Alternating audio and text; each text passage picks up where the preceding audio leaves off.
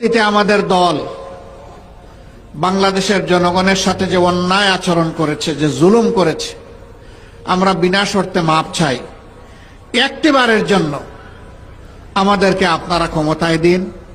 আমরা ভালো হয়ে গেছি, এখন দেশের জন্য ভালো কিছু করতে চাই। 3 দফায় বাংলাদেশের মসনদে তারা এসেছিলেন। 72-এর 10 জানুয়ারি,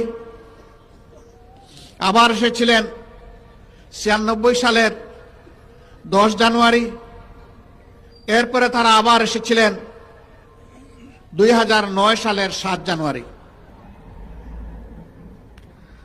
এই 3 বার তারা ক্ষমতায় এসে বাংলাদেশকে ছুপ ছুপ রক্ত আর খাড়ি খাড়ি লাশ উপহার দিয়েছে।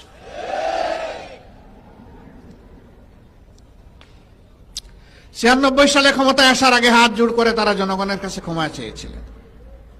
অতীতে আমাদের দল বাংলাদেশের জনগণের সাথে যে অন্যায় আচরণ করেছে, যে জুলুম করেছে, আমরা বিনা শর্তে মাপ চাই। একটিবারের জন্য আমাদেরকে আপনারা ক্ষমতায় দিন। আমরা ভালো হয়ে গেছি, এখন দেশের জন্য ভালো কিছু করতে চাই। হাতে তসবিহ ছিল, মাথায় ঘুমটা ছিল। জনগণ সহজ সরলভাবে ধারণা করেছিল তাদের মানসিকতার পরিবর্তন হয়েছে, কিন্তু না। যখনই তারা মসনদে বসলেন, তারা আপন রূপে আত্মপ্রকাশ করলেন।